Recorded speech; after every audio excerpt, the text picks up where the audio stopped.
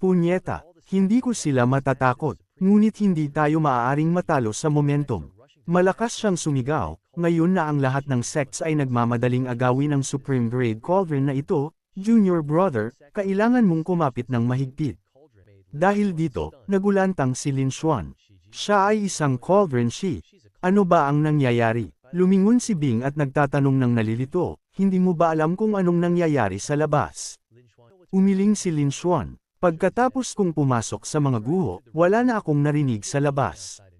Ipinaliwanag ni Bing Ling, ang babaeng ito ang nag-iisang susi para sa mga late-stage Immortal Seniors na makalusot sa Earth Immortal Realm. Siya ang Supreme Grade Cauldron na pinag-uusapan nila. Sa sandaling ito, nagsimulang sumigaw ang ibang disipulo ng sect, patayin natin muna ang maliit na bata na ito at lahat ng nasa sect niya. Pag-uusapan natin kung sino ang makakakuha ng Supreme Grade Cauldron mamaya. Nang makita ang pulutong na naghahanda na kumilos, seryosong sinabi ni Bing Ling, haharangyan ko sila para sa iyo. Mabilis na dalhin mo ang babaeng ito at hanapin si Elder Lu. Hanggat makita mo si Elder Lu, mayroon ka pa ring pagkakataong mabuhay. Bahagyang sumimangot si Lin Xuan. Shi, matapos mag-isip sandali, kumerbo ang sulok ng kanyang bibig sa isang ngiti. Nasa late stage of transformation divinity pa lang ako. Sa tingin mo ba ay makakatakas ako sa pagkubkob ng napakaraming late-stage Great Ascension Cultivators?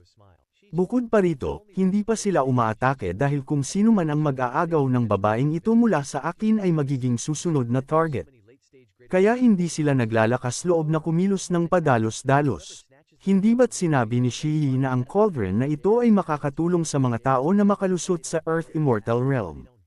Kung ganoon ka-epektibo, bakit hindi subukan ni Shi? Huwag mo nang banggitin ang pagtaas ng sunod-sunod. Tiyak na posible ang sunod-sunod na paglusot. Kung mayroon tayong isa pang late-stage Great Ascension expert, magiging lubos na kapakipakinabang ito para sa atin. Napaisip sina Jin Mao at Fang Shu. Sa ideyang ito, hindi mapigilan ni Lin Xuan na magulantang, may napagtanto siya. Kahit ang isang cultivator na may kaunting panlasa ay malalaman na ang mga cauldron ay nangangailangan ng dual cultivation. Niloloko niyo ba ako? Gusto niyo akong magpakita ng ganoong palabas sa harap ng lahat ng taong ito? Sa mismong sandaling ito, isang kapwa-disipulo ng Invincible Immortal Sect ang nagsalita. Anong oras na ba? Sinusubukan mo pa ring magpapakitang gilas para sa kaluwalhatian ng ating Invincible Immortal Sect. Anong problema sa pagbibigay ng kaunting sakripisyo? Ang nagsalita ay si Chu Rui, isang mid-stage Great Ascension Cultivator. Ikan-away ni Lin Xuan ang kanyang kamay. Shikang, hindi ito pwede. Talaga, sabi ni Chu Rui nang nakangiti, mukhang manipis pa rin ang balat ni Shi Naen. Sige, upang matulungan ang aking mga kapwa-disipulo na makatakas sa problemang ito. Ako, si Chu, ay handang magsakripisyo. Ngunit sa sandaling hinawakan ni Chu Rui si Yao Weiyang, naramdaman niya ang isang bugzo ng kapangyarihan at lumipad siya pabalik. Dahil dito, nagbago ang ekspresyon ng lahat ng naroroon. Ang kanyang defensive state lang ay sapat na para magpalipad ng tao. Masyadong malakas. Hindi inaasahang tuwang-tuwa si Lin Xuan pagkatapos tingnan si Yao Weiyang ng ganoon. Nakarating ka na sa Immortal Realm. Kahanga-hanga, talagang malakas. Shi, nakita mo ba iyan? Batay lang sa mga hipon at alimango na ito, akala mo ay kaya mong agawin siya. Ang pag-agaw sa kanya ay walang pinagkaiba sa paghahanap ng kamatayan. Sa wakas ay nagbago ang ekspresyon ng mga disipulo ng ibang sects. Ang isang immortal ay madaling makakapatay ng 10 o 100 Tribulation Transcension Cultivators sa parehong oras. Bukod pa rito, wala man lang isang Tribulation Transcension Cultivator dito. Mahinang sinabi ni Yao Weiyang, Master, bagaman mayroon akong cultivation ng isang immortal, wala akong natutunang anumang divine abilities. Mayroon lang akong immortal power at wala akong anumang attack methods. Agad na nagulantang si Lin Xuan nang marinig ito. Oh my God! Big sister, sino ang nagtanong sa iyo na sabihin iyon? Lahat ng inayos ko kanina ay nawala na sa isang pangungusap lang. Tama nga, narinig ni Lin Xuan ang mga boses ng pulutong. Kaya pala ang maliit na batang iyon ay tinatakot lang tayo. Mga kapatid, sumugod. Patayin sila at agawin ang cauldron pagkatapos. Pagkatapos, sabay-sabay na sumugod ang lahat. Nang makita ang pulutong na umaatake ng mabangis, malakas na sumigaw si Lin Xuan, "Senior brothers at senior sisters, mabilis. Tumayo kayo rito sa tabi ko." Isang disipulo ng True Martial Immortal Sect ang sumugod, tinutok ang kanyang sibat diretso kay Lin Xuan at sumigaw, "Ikaw na walang silbi na hindi nakakakilala sa sarili niyang limitasyon, lumayas ka. Dahil gusto mong maging bayani, kung gayon, tutulungan kita." Nang makita siyang umaatake, hindi man lang umilag si Lin Xuan. Ikinaway niya ang kanyang kamay at ang 9 cauldron sa loob ng kanyang katawan ay lumipad palabas. Nag-iingat si Lin Xuan. Mabilis na sumigaw si Bingling sa takot. Klang! Isang tunog na parang bakal na nagbabanggaan ang umalangaw-ngaw, at ang dulo ng sibat ay naharangan ng purple cauldron ni Lin Xuan. Sa mga takot na tingin ng pulutong, ang purple cauldron ay talagang hamarang sa pag-atake na iyon. Nagliwanag ang mga mata ni Bingling. "Junior brother, saan mo nakuha ang cauldron na ito? Napakalakas. Maaari ko bang hiramin upang paglaruan minsan?" Ngumiti si Lin Xuan. "Senior sister, ito ay isang one-time use defensive magic item na ibinigay sa akin ni Master. Inatasan niya ako na 2 beses lang ito pwedeng gamitin sa kabuuan." Nagbago ng husto ang mukha ni Bingling. "Baliw ka ba? Ganoon kahalaga, paano mo basta na lang sasabihin ng malakas?" "Ah, tama, nakalimutan mo, nakikinig sila sa atin." Sumigaw ang isang babaeng disipulo mula sa ibang sect, "Mga kasama. Tingnan niyo ang kanyang cauldron. Nawala na ang liwanag nito. Wala itong pinagkaiba sa isang low-grade spiritual treasure ngayon. Ngayon na ang pagkakataon natin. Bilasan nating patayin ang lalaking ito at agawin ang cauldron." Habang naghahanda ang pulutong na sumugod, dahan-dahan at sadyang sinabi ni Lin Xuan, Sandali, sa tingin ko ay namali ako ng alala." Mukhang sinabi ng master na 3 beses itong pwedeng gamitin. Dahil sa mga salitang ito, umitim ang mga mukha ng mga disipulong sumusugod patungo sa kanya, parang ilalim ng kaldero. Ngunit huli na, ang purple cauldron ay sumalpok na. Kumerba ang sulok ng bibig ni Lin Xuan. "Wala naman akong puot sa mga taong ito, ngunit sino ang mag-aakala na gusto nila kaming patayin para sa cauldron? Kung hindi dahil sa dakilang cauldron ni Master, marahil ay patay na kami. Well, hindi na ako pwedeng magkunwari. Kailangan kong ilabas ang aking hand. Sa totoo lang, ito ay isang defensive magic treasure. Hindi ito limitado sa iilang gamit lang." Ang mga salita ni Lin Xuan ay nagpagalit sa mga disipulo ng ibang sects.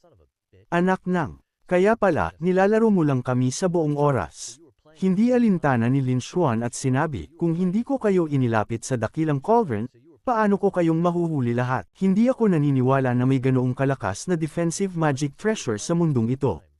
Ang batang ito ay nagsisinungaling na naman sa atin. Subukan mo pa." Ngunit sa sandaling iwinagayway niya ang kanyang sandata upang hampasin ang cauldron, naglabas ito ng sinag ng liwanag na bumalot sa grupo ni Lin Xuan. Ang mukha ng disipulo ay napakakulay. "Ano ba? Isang barrier. Nakakagawa pa siya ng mga barrier." Boom! Isang malakas na ingay ang umalangaw-ngaw. Inatake ng disipulo, ngunit hindi man lang niya nayanig ang protective barrier. Kumerba ang sulok ng bibig ni Lin Xuan. "Hayes! Sa lahat ng taon na ito, walang maniwala sa akin kapag nagsasabi ako ng totoo. Ito ba ang Calabash Brothers Saving Grandpa, ulit? Kailangan nyo lang magpunta isa-isa upang ayalay ang inyong buhay." Bumulong si Bingling sa kanyang tainga. "Ang magic treasure na ito, maaari ba talagang gamitin ng walang hanggan? Sa ganitong destructive power, maiintindihan kung mayroon itong limitadong bilang ng gamit, ngunit kung maaari itong gamitin ng walang hanggan, hindi ba't masyadong overpowered iyon?" Umiling si Lin Xuan. "Sa tingin ko, hindi. Kung tutuusin, walang ganoong magic treasure na pwedeng gamitin ng walang hanggan sa mundong ito, di ba? Kung gayon, kayang basagin iyon ng mga late-stage Great Ascension cultivators." Ngumisi si Lin Xuan. "Sila lang. Kailangan mo ng lakas ng isang immortal tulad ni Elder Lu sa late-stage human immortal realm." Oo nga pala, Yao Weiyang. Halika rito. Hindi ko itatago sa inyo, kahit pumasok ako sa mga guho at nakuha ang pinakamagandang treasure. Ngunit ako ba, si Lin Xuan, ay isang tao na nagmamalasakit lang sa sarili at hindi sa iba. Nakuha ko lang siya sa mga guho. Mga kasama, bakit hindi kayo pumasok sa mga guho at personal na hanapin ang mga pagkakataong para sa inyo? Ikinagulat ng mga salita ni Lin Xuan si Bing Ling. Junior brother, bakit natin ibabahagi ang mga treasure sa loob sa mga taong gustong ipadala tayo sa ating kamatayan? Mahinang ngumiti si Lin Xuan. Senior sister, mali ka. Mga kasama, nandito kayong lahat dahil gusto ninyong makakuha ng malalaking treasures at nag-aksaya na kayo ng napakaraming pagsisikap. Kung hindi ko kayo bibigyan ng ilang compensation, talagang masama ang loob ko. Bahagyang tumanggo si Bing Ling, medyo naiintindihan. Mukhang may katotohanan nga iyan. Kung gayon, senior brothers at senior sisters, pumasok na tayo. Haha, hindi ko inaasahan na ganoon kagalante si junior brother. Hindi ako pwedeng maging galante sa iba, ngunit ang iba ay hindi naman siguro galante sa akin. Bahagyang tumanggo si Lin Xuan. Senior sister, alam ko iyan. Bumantong hininga si Bing Ling nang walang magawa. Ay, wala nang ibang paraan. Kung hindi tayo mabilis na makakaisip ng paraan para umatras at hindi na kayang panatilihin ang cauldron sa iyong kamay, kung gayon magiging hindi favorable ang sitwasyon para sa atin. Hihi, hindi ko inaasahan na medyo matalas ang utak ni senior sister. Ngunit, senior sister, hindi mo kailangang maramdaman na hindi patas. Dahil bukod kay Yao Weiyang, wala nang natira sa mga guho. Nagulat muna si Bing Ling, pagkatapos ay frantically niyang hinayla ang kanyang mga junior sisters at brothers palayo. Fair na, kung malaman nila mamaya, tiyak na hahabulin na naman tayo. Samantala, sa loob ng mga guho sa lambak ng bundok, ano bang kalokohan? Nasaan ang treasure trove? Siguradong ninakawan na iyon ng late-stage transformation realm thief na iyon. Punyeta, natalo na naman tayo ng batang iyon. Punyeta, maghintay ka lang hanggang mahuli ka namin. Matapos tumakbo ng malayo, sa wakas ay nagtanong si Bing Ling, tama, junior brother, paano ka nakapasok noon? Nakakatakot ang sword formation na iyon, ngunit nakapasok ka ng walang galos. Nagulat si Lin Xuan. Sword formation. Anong sword formation? Ang sword formation sa pasukan ng mga guho. Naisip ni Lin Xuan, aha, ganoon pala. Para bang naramdaman ko ang pag-iral ng isang uri ng barrier noon, sadyang wala akong naramdaman nang lumapit ako. Sumingit si Jin Mao, bukod pa rito, alam mo ba, matapos kang pumasok, maraming mid at late stage Great Ascension cultivators ang gusto ring pumasok, ngunit lahat sila ay agad na pinuksa ng sword formation na iyon. Ngunit paano mo pa rin nagawa iyon? Bukod pa, kahit na may malakas na katawan ako, hindi ko talaga nakita ang anumang sword formation na lumitaw. Ngumiti si Lin Xuan. Marahil ay tadhana. Master, maraming salamat. Sa loob ng maliit na mundo ni Lin Yunqing, tuwang-tuwa si Woang na sumisigaw, napakapula ng mukha mo. May sakit ka ba? Hindi. Umiling si Lin Yunqing. Hindi iyon. Ang kagyat na sitwasyon ay pagkatapos makita ang treasure kasama nila. Kailangan nating mabilis na umalis sa lugar na ito, kung hindi, maririnig nila agad ang boses na ito. Muling pinapaalalahanan siya ni Lin Yunqing, huwag kang magmadali umalis. Mayroon pa ring kapaki-pakinabang para sa iyo sa loob, Lin Xuan. Narinig ni Lin Xuan ang paalala at bahagyang tumanggo. Opo, Master. Sa gilid, malakas na sinabi ni Bing Ling, ang tagal na nating nag-aantay. Buti na lang at marami tayong kalamangan ngayon. Oras na para magsimulang mag-explore ang lahat ng guho. Dapat nating gawin ang kailangan nating gawin, kunin ang kailangan nating kunin, ngunit huwag na huwag kumilos ng mag-isa. Naintindihan, ngayon na nakuha ni Junior Brother ang treasure ng Invincible Immortal Sect, tiyak na siya ay magiging target ng di mabilang na mga tao. Kung makakatagpo sila ng isang disipulo ng Invincible Immortal Sect na kumikilos ng mag-isa, ang mga kahihinatnan ay hindi maiisip. Hindi nagtagal, ang grupo ng Invincible Immortal Sect ay muling pumasok sa yungib ng bundok. Ang mga guho ay mukhang nakapasok na sa kailaliman ng mga guho. Ngayon, bawat pangkat ng dalawa ay maghahanap ng mag-isa. Kung ano ang makikita ninyo ay nakasalalay sa inyong swerte. Fair na, pumasok sina Lin Xuan at Yao Weiyang sa isang silid. Ngumiti siya at sinabi, ang silid na ito ang pinakamaliwanag. Siguradong may magagandang bagay sa loob. Sa sandaling makita niya ang bagay sa loob, nagliwanag ang mga mata ni Lin Xuan. Wow! Isa itong mid-grade battle armor. Sayang at para sa babae. Hindi ko ito maisuot. Kung ganoon, ibibigay ko na lang sa master. Tama, Yao Weiyang, matagal ka nang kasama ko. Humanap ka muna ng lugar para magpahinga sa loob ng silid. Nang marinig ito, mas mahigpit na niyakap ni Yao Weiyang si Lin Xuan. Hindi, ayaw ko. Ikaw ang unang nakakita sa buong katawan ko, at ikaw din ang master ko, kaya kahit anong mangyari, hindi kita iiwanan kahit kalahating hakbang. Ngumiti si Lin Xuan ng payapa. Ngunit kung palagi kang nakadikit sa akin, kung makatagpo tayo ng panganib, hindi magiging madali para sa akin na lumaban, di ba? Gusto sanang magsalita ni Yao Weiyang, ngunit hinaplos ni Lin Xuan ang kanyang ulo at pinakalma siya, huwag kang mag-alala. Sa panahong ito, nangangako akong palagi akong nasa tabi mo, hindi ka iiwanan kahit kalahating hakbang. Pagkatapos nito, madali niyang inilagay ang battle armor sa kanyang storage space. Sa mismong sandaling ito, isang tunog mula sa labas ang umakit sa kanyang atensyon. Tingnan mo, nakahanap din ako ng treasure. Ang pinakamahusay. Walang makakatalo dito. Hinayla ni Lin Xuan si Yao Weiyang palabas. Anong gulo iyan? Lumabas tayo at tingnan kung anong nangyayari sa labas. Nandoon si Chu Rui at 2 disipulo ang nagpapuri sa kanya. Wow! Napakaswerte ni Senior Brother. Hindi. Paglabas natin, kailangan mo akong imbitahan sa isang kainan sa Tianyuan Institute. Bigla kong naramdaman na hindi na ganoon kaganda ang low-grade spirit tier magic tool sa kamay ko. Nakita ni Lin Xuan ang eksenang ito at hindi napigil ang mahina siyang ngumiti. Napakalaking pagtitipon. Ang daming tao rito. Si Chu Rui na ito ay talagang magaling magpakitang gilas. Para lang marinig si Chu Rui na mahinang tumawa. Natural lang iyan. Ang bagay na ito ay kapantay ng treasure ng isang tao. Sabi niya habang sumusulyap kay Lin Xuan. Puno ng question mark si Lin Xuan. Ha, nasaan ang walang kapantay na treasure na ito? Nagpahirap na akong tumingin, ngunit wala akong makita. Nang makita ang tingin ni Lin Xuan na di ka panipaniwala, hinawi ni Chu Rui ang screen. Hindi ka naniniwala. Ipapakita ko sa iyo. Nakita ko ang treasure sa likod ng screen na ito. Ang daming spirit liquid. Kung ipagpalat sa spirit stones, makakakuha ka ng ilang milyon, di ba? Nang makita ang isang pool na puno ng spirit liquid, agad na namangha ang mga disipulo.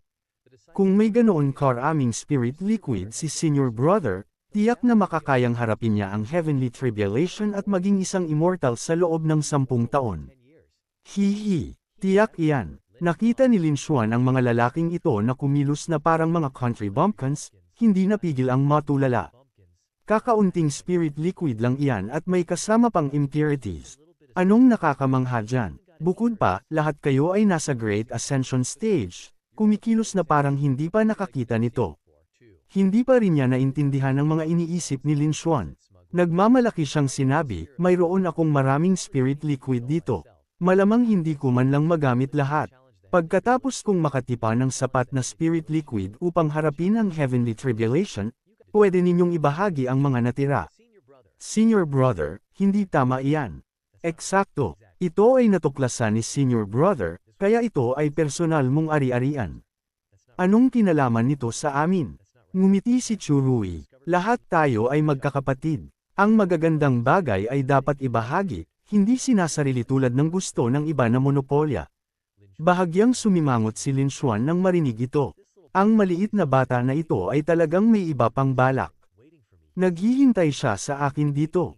Pinupuntirya niya ako. Bahala na, magkakapatid naman kami. Hindi na kailangang makipagtalo sa kanya. Sa mismong sandaling ito, malakas na sumigaw si Jin Mao, sandali. Kung ganoon ka-enthusiastic si Junior Brother, kung gayon ang senior sister na ito ay wala nang magawa kundi tanggapin ng walang hiya ang iyong kabaitan. Nakangiwi pa rin ang mukha ni Chu Rui at tumango, ngunit sa puso niya ay nagmumura siya. Sinabi ko lang iyon ng casual, nagpapanggap lang ako. Hindi ko inaasahan na may lakas ng loob ang babaeng ito na talagang humingi sa akin.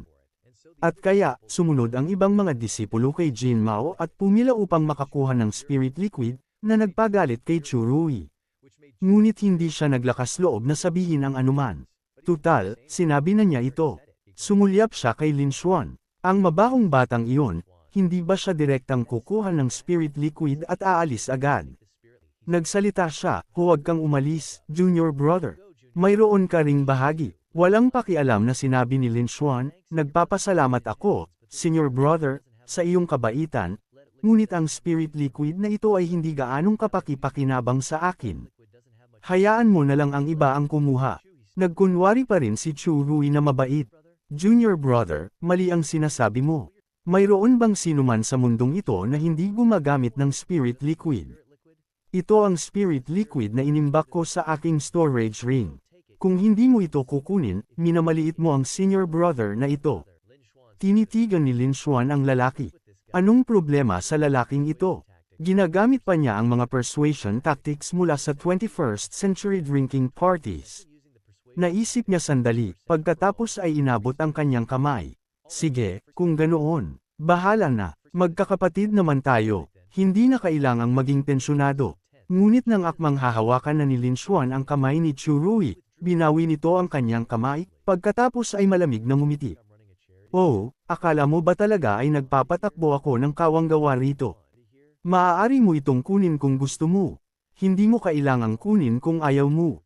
Ang mga disipulo na orihinal na nakapila upang makakuha ng spirit liquid ay nakita ang kaguluhan doon at agad na bamulong, mukhang may nangyari doon. Tara tingnan natin kung anong nangyayari. Si Chu Rui at Lin Xuan. Mukhang nagtatalo sila tungkol sa spirit liquid. Nalamig ang mga mata ni Lin Xuan.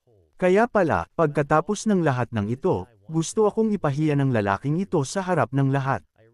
Orihinal kung gusto na magkasundo ang lahat, ngunit kailangan niya talagang magdulot ng gulo.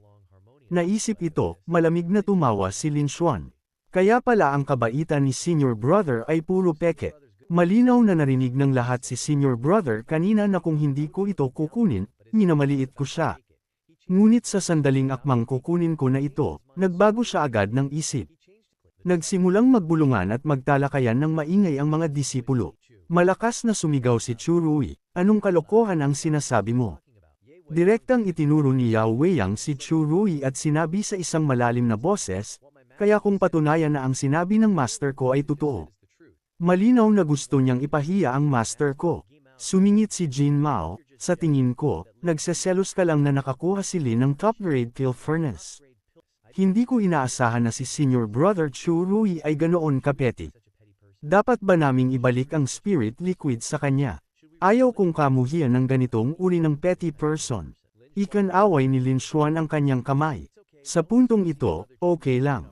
Huwag mong ipagpalagay na sadyang ginagawa iyon ni senior brother Chu. Tutal, lahat tayo ay magkakapatid. Huwag mong saktan ang pagkakaisa. Tumingin si Chu Rui kay Lin Xuan, nagngingit-ngit ang mga ngipin na parang nakalulun siya ng daang langaw. Dapat kang mamatay. Dahil doon, sumuntok siya diretso kay Lin Xuan. Nagmadaling pinapaalalahanan ni Jin Mao si Lin Xuan, mag-ingat ka. Gayunpaman, casual na ikan-away ni Lin Xuan ang kanyang kamay at hinarangan ang pag-atake. Bukod pa rito, pinaupo si Chu Rui ng puwersa ng pagtalbog. Aray, kaunting tapik ko lang sa kanya, lumipad na si senior brother Chu. Pinaupo si Chu Rui ng casual na suntok ni Lin Xuan at sumugod ang mga nakapaligid na disipulo. Senior brother, ayos ka lang ba? Hirap na hirap si Chu Rui na nakabalot sa mga sugat na bumangon. Lin Xuan, naglakas loob kang saktan ako ng totoo. Ngayon, hindi ako tatawaging Chu kung hindi kita papatayin. Bago pa siya makasugod, isang espada ang hamarang sa kanyang leeg. Ang umarte ay walang iba kundi si Bing Ling. Anong iniisip ninyo? Pare-pareho tayong mula sa iisang immortal sect, bakit ninyo ginagamit ang inyong mga kapangyarihan? Nagmadaling gumawa si Chu Rui ng isang mahinang dahilan. Senior sister, gusto ko lang makipag-spar kay junior brother Lin Xuan. Sino ang mag-aakala na sasaktan niya ako? Bago pa siya matapos magsalita, pinutol siya ni Bing Ling. Oh, ganoon ba? Nagsalita si Lin Xuan. Senior brother, huwag mo akong sir-on, okay. Nakatayo ako rito, hindi man lang gumagalaw. Nakita ng lahat kung sino ang unang umatake. Naniniwala ako sa iyo. Nanginginig sa galit si Chu Rui. Mahinang bamantong hininga si Bing Ling at kalmadong sinabi, sige, sige. Tumahimik na ang lahat. Hindi tayo rito sa forbidden area para magtalo kayong dalawa. Dapat ikaw ang senior brother, huwag mo siyang abusuhin dahil lang may treasure ang junior brother mo. Senior sister, naluha ang mga mata ni Churui at gusto sanang magsalita, ngunit na si Bingling. Tama na, hindi ka pa ba sapat na napahiya ngayon? Ang dating strategy para sa paghahanap ng treasures ay first come, first serve batay sa swerte. Ang ilang disipulo ay nagkaroon lang ng malas at walang nakuha. Naisip ko, upang maiwasan ang mga posibleng salungatan sa hinaharap na magmumula sa pagkakaiba sa yaman, tulad ng nangyari ngayon, baguhin natin ang ating strategy. Upang maging patas, mula ngayon, kukunin natin ang lahat ng bagong natuklasang treasures at hahatiin ng pantay-pantay. Kahit na hindi maganda ang iyong swerte sa simula, pagkatapos ng pinag-isang pamamahagi, makakakuha ka ng kahit isang spirit rank magic item. Ang mga salita ni Bingling ay nakakuha ng suporta ng di mabilang na mga disipulo. Sa tingin ko, maganda ang suhestyon ni Senior Sister. Senior Sister ay matalino. Kasabay nito, sa pasukan ng Forbidden Area, lumapit ang isang elder kay Elder Lu at nagtanong, Elder Lu, anong nangyayari? Bakit daan-daang tao ang sumusugod palabas ng Forbidden Area? Isang disipulo ng True Martial Immortal Sect na kararating lang ay sumigaw, Elder, isang dakilang treasure ang lumitaw. Ito ay isang relic na iniwan ng Mystic Pill the Wist at sa loob nito ay isang Supreme Pill Cauldron na makakatulong sa mga tao na makalusot sa Earth Immortal Realm. Ngunit ang Pill Cauldron ay kinuha ng isang late-stage transformation god disciple mula sa Invincible Immortal Sect, at ginamit niya ang kanyang lakas upang patayin ang libu-libong tao mula sa ibang immortal sects. Nang marinig ito, sinabi ng isang elder, Elder Lu, anong gagawin natin ngayon? Sinabi ni Elder Lu sa isang malalim na boses, huwag kayong magpanik. Nagamit ko na ang isang secret technique upang magpadala ng mensahe sa pinuno ng sect. Naniniwala akong gagawa siya ng tamang desisyon. Sa sandaling iyon, dumating ang pinuno ng sect sa Chuhai Peak upang makipagkita kay Lin Yunqing. Elder Lin, nakakuha ng malaking pagkakataon si Lin Xuan sa pagkakataong ito. Bakit hindi sumama ang kanyang guro sa kanya sa Forbidden Area?